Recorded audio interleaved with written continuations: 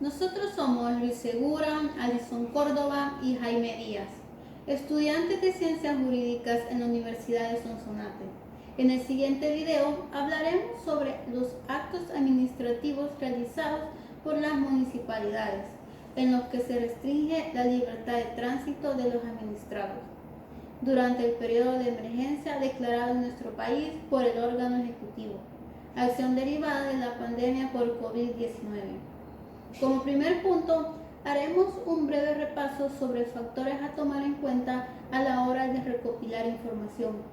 Habiendo decidido qué tema habríamos de abordar, realizamos consulta a ciudadanos que tuvieron problemas con los denominados cercos sanitarios en la entrada del municipio de Huayúa, a los que nos referiremos más adelante. Además, realizamos una visita a la alcaldía municipal de Huayúa, siendo atendidos fuera de las instalaciones y mediante llamada telefónica. Se nos contactó con la encargada de la Unidad de Acceso a la Información Pública, quien al consultársele sobre los actos administrativos en los que se autorizó la implementación de los cercos sanitarios instaurados en el municipio y su fundamento, manifestó no se encontraban en el portal de transparencia de la IAIP, agregando que no tenía conocimiento sobre estos, limitándose a manifestar que ella se encontraba sin ejercer sus labores debido a la pandemia y que posiblemente en las oficinas de protección civil se nos podría brindar más información. En ese sentido, acudimos a las oficinas de protección civil donde fuimos atendidos, pero no se nos dio mayor información, por lo que se desconocen los fundamentos para la implementación de los denominados cercos sanitarios y el consecuente cierre del municipio, así como el marco legal utilizado para fundamentar el actuar de las autoridades. Para poder ubicarnos en el lapso temporal en el que se dan los acontecimientos que se analizarán a continuación, narraremos los aspectos fundamentales que dieron paso al estado de emergencia y estado de excepción en el territorio nacional. Ante la crisis provocada por la pandemia del COVID-19, enfermedad infecciosa provocada por el coronavirus, caracterizado por su fácil propagación y la posibilidad de generar infecciones respiratorias que pueden ir desde el resfriado común hasta enfermedades más graves como el síndrome respiratorio de Oriente Medio y el síndrome respiratorio agudo severo, el gobierno central de El Salvador comenzó a tomar medidas a mediados de enero a través del Gabinete de Salud Ampliado, aplicando aparentemente los protocolos internacionales definidos por la Organización Mundial de la Salud, OMS, y la Organización Panamericana de Salud, OPS, con el fin de vigilar el avance y atención de casos. El día 30 de enero, la OMS declaró que la enfermedad COVID-19 producida por el brote del virus SARS-CoV-2 constituye una enfermedad de salud pública de importancia internacional. Esta declaración puso al mundo entero en alerta. Como respuesta, el gobierno de El Salvador emitió una emergencia nacional y prohibió la entrada a personas provenientes de China. Con el paso de los días, se prohibió la entrada a personas provenientes de Corea del Sur, Italia e Irán. En este punto ya hay medidas sanitarias en las fronteras y aeropuertos y fueron habilitados los centros de cuarentena. En fecha 11 de marzo del presente año, la OMS declaró que el COVID-19 se convirtió en una pandemia, motivo por el cual en El Salvador, por medio de la Dirección General de Protección Civil, Prevención y Mitigación de Desastres, declaró alerta naranja, que contenía, entre otras medidas, la prohibición de ingreso de cualquier extranjero, territorio nacional, la suspensión de eventos públicos y el envío a cuarentena no domiciliar de todos los nacionales que ingresen al país, incluso en albergues o centros de contención que no reunían las condiciones adecuadas, mientras que el Ministerio de Educación, Ciencia y Tecnología ordenó la suspensión de clases a nivel nacional por 21 días. El día 14 de marzo, la Asamblea Legislativa decretó a petición del Gobierno Central estado de emergencia nacional debido a la pandemia por COVID-19 por un lapso de 30 días con base en la Ley de Protección Civil, Prevención y Mitigación de Desastres. También decretó la Ley de Restricción Temporal de Derechos Constitucionales Concretos para atender la pandemia COVID-19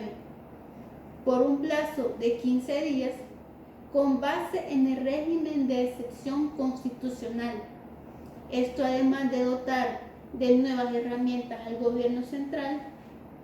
tuvo un impacto significativo en el desarrollo de las actividades de las instituciones públicas, que se limitaron a desarrollar las actividades esenciales para atender la emergencia. Adentrándonos en el tema que abordaremos a continuación, haremos una breve explicación sobre los términos limitación y restricción de derechos fundamentales, los cuales nos ayudarán a comprender de mejor manera el alcance de la Ley de Restricción Temporal de Derechos Constitucionales concretos para atender la pandemia COVID-19. En primera instancia, haremos referencia a la limitación de derechos constitucionales. Esta ocurre en un periodo regular o normal, de manera proporcional, competencia que viene de la propia Constitución. Es decir que un derecho como tal contiene diferentes maneras de expresión o manifestación del mismo, pero en este caso se ve afectado por una norma jurídica preexistente en una de sus formas. En resumen, diríamos que hay una limitación de un derecho fundamental cuando se le sustrae una parte de su contenido. Todo esto por medio de una ley emitida por el órgano legislativo. Para efectos aclaratorios, partiremos de la siguiente premisa: el ejercicio del derecho es la regla y la limitación la excepción. En cambio, la suspensión de los derechos constitucionales acontece de manera extraordinaria. Por ejemplo, al existir una crisis sanitaria, la Constitución habilita a la Asamblea Legislativa o Consejo de Ministros para suspender determinados derechos. Esto lo podemos encontrar en el artículo 29 de la Constitución. Para comprenderlo de mejor manera, diremos que la suspensión de derechos sería algo opuesto a la limitación de los derechos. Al implementar un estado de excepción, los derechos que pueden ser suspendidos según la Constitución se verían afectados en el ejercicio de toda la esfera de los mismos, a diferencia de los periodos de normalidad. En este caso, como ya lo hemos mencionado, la regla general es la prohibición del ejercicio de los derechos suspendidos, mientras que la excepción es la permisión del ejercicio de ese derecho, ya sea en su totalidad o en una de sus manifestaciones, y la autoridad competente es quien estaría encargada de definir las excepciones en las que el derecho podrá ser ejercido. Habiendo explicado lo anterior, nos enfocaremos en la Ley de Restricción Temporal de Derechos Constitucionales concretos para atender la pandemia COVID-19. Esto para comprender qué derechos fueron suspendidos. Los derechos suspendidos según el artículo 1 de la ley son la libertad de tránsito, el derecho a reunirse pacíficamente y sin armas para cualquier objeto lícito, y tercero, el derecho a no ser obligados a cambiarse de domicilio. Recapitulando sobre la suspensión y limitación de derechos constitucionales, adecuaremos lo que manda la Ley de Restricción Temporal de Derechos Constitucionales concretos para atender la pandemia COVID-19 dentro de una de estas figuras. Si hay una limitación, identificando aquellos casos en los que el derecho se verá vulnerado. Si por el contrario se trata de una suspensión, reconociendo aquellos casos excepcionales en los que el derecho se puede ejercer. En cuanto a la disposición correspondiente a la limitación de derechos al libre tránsito, encontrada en la ley, las personas estarían facultadas para moverse en el territorio nacional, siempre y cuando se tratase de algo completamente indispensable. Esto podría ser comprar alimentos, medicinas u otra clase de emergencia. Según el artículo 4 del decreto 611, la restricción de la libertad de tránsito se aplicará en casos específicos y con referencia concreta a la zona que se verán afectadas. Además de esto, La decisión de restringir la libertad de tránsito debe ser debidamente fundamentada y ordenada por el órgano ejecutivo, funcionando así como una limitación y no una suspensión. El artículo 6, por su parte, remarca la necesidad de una fundamentación para poder restringir el derecho a ciertas áreas específicas del territorio nacional, se trate de una región, departamento o municipio. Es decir, que para la adopción de un cordón sanitario se requiere de una causa que justifique la vulneración del derecho al libre tránsito. Esto de acuerdo a los protocolos sanitarios. El 18 de marzo, mediante cadena nacional, el presidente de la República hizo del conocimiento de la población el primer caso positivo de COVID-19, el cual ocurrió en Metapán. Esto conllevó a que se instaurara un cerco sanitario por 48 horas en el municipio. Esto a su vez creó una reacción en cadena por parte de las alcaldías que, de la mano con las comisiones municipales de protección civil, decidieron cerrar el paso hacia el interior de sus municipios, actuando de manera completamente apresurada frente al pánico colectivo que se generó en el momento. Por mencionar dos ejemplos, el día 19 de marzo, la alcaldía de San Miguel y la alcaldía de Huayúa anunciaron un cierre sanitario. Debido a que el caso de Huayúa fue investigado más profundamente, nos enfocaremos en él, aunque habrá que entender que cada municipio, las circunstancias y los hechos serían similares. Mediante una conferencia en línea, el alcalde de Huayúa junto a la Comisión Municipal de Protección Civil hizo el conocimiento de la población las medidas a tomarse. Estas consistieron en instaurar un cerco sanitario, colocando personal tanto de la PNC como voluntarios en la carretera que se dirige hacia La Majada y otro en la carretera hacia Salvatitán. En ellos serían chequeos médicos y se realizarían protocolos de desinfección con agua, jabón y alcohol gel. Aunque habiendo realizado trabajo de campo, se obtuvo información de cómo en realidad operaban estos cercos en la entrada de Huayúa, en los cuales solamente se concedía el paso a los residentes del municipio, llegando al punto que los alcaldes de municipios vecinos, como Salcuatitán, fueron presionados por los ciudadanos a través de las redes sociales para que mediaran con el alcalde de Huayúa a fin que permitiera el ingreso de los mismos. En este contexto haremos un breve resumen sobre una entrevista realizada a un habitante del municipio de Salcuatitán, quien se vio afectado directamente por la vulneración del derecho de tránsito. Él nos explicó que al ser dueño de una finca, municipio de Huayúa, y dedicarse al rubro de la agricultura, se dirigía a su propiedad, como normalmente solía hacerlo, esto para supervisar el trabajo de sus empleados, algo que se vio imposibilitado al instaurar los cercos sanitarios, dado que no se le permitió ingresar al municipio de Huayúa sin dársele mayor explicación, aunque él les expresó que los motivos por los cuales necesitaba ingresar. Esto claramente le generó una afectación a su derecho a la libertad de tránsito, así como el derecho a la libre disposición de sus bienes, ya que él utilizaba su vehículo para movilizar cualquier tipo de objeto para comerciar o fertilizantes. En la actualidad se puede encontrar un modelo de carta de libre circulación para los agricultores en la página del MAG, la cual debe descargarse, llenarse y presentarse a las oficinas del MAG, solicitando de conformidad al artículo 3, literal 7, 13 y 15 del Decreto Ejecutivo en la rama de salud, número 24, de fecha 9 de mayo del 2020. Ahora bien, para comprender mejor la supuesta ilegalidad de los actos efectuados por parte del alcalde de Huayúa, haremos una comparación del cerco instaurado en su municipio y el cerco sanitario de Metapán. Esto en el marco de la Ley de Restricción Temporal de los Derechos Constitucionales, concretos para atender la pandemia COVID-19.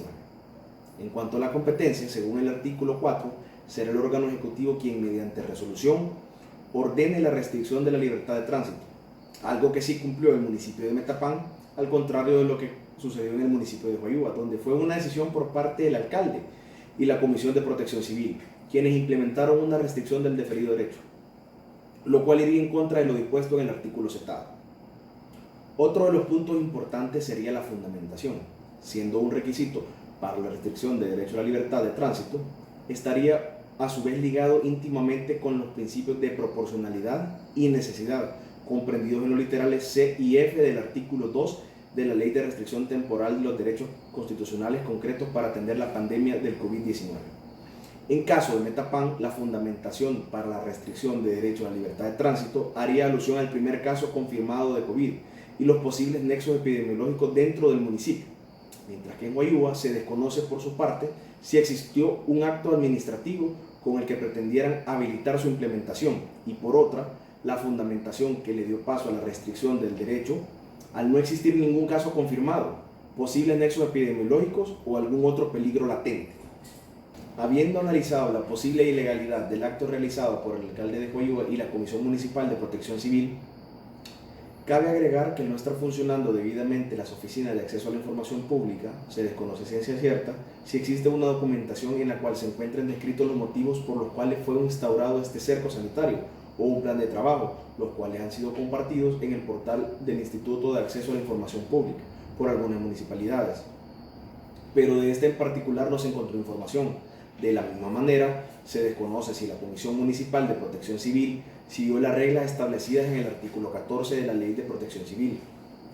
en el que se describen las funciones de las comisiones municipales, pues conforme a esta disposición, esta comisión se debe encargar de elaborar un plan de trabajo, el cual debe ser aprobado por la Comisión Nacional, coordinar con la Comisión Departamental correspondiente y fiscalizar o vigilar el cumplimiento del Plan Nacional. Habiendo mencionado lo anterior, es importante aludir que conforme a lo establecido en el artículo 12 de la Ley de Restricción Temporal de Derechos Constitucionales Concretos para atender la pandemia COVID-19, el funcionario público, empleado público, agente de autoridad pública que exceda sus facultades, viole deliberadamente por acción, por omisión, por dolo o culpa la Constitución,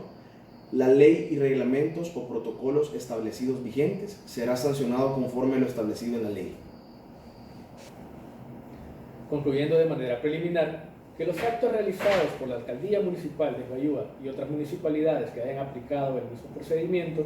estarían violando la ley y abusando de sus ámbitos competenciales, tal y como lo menciona el artículo 3 del decreto 611,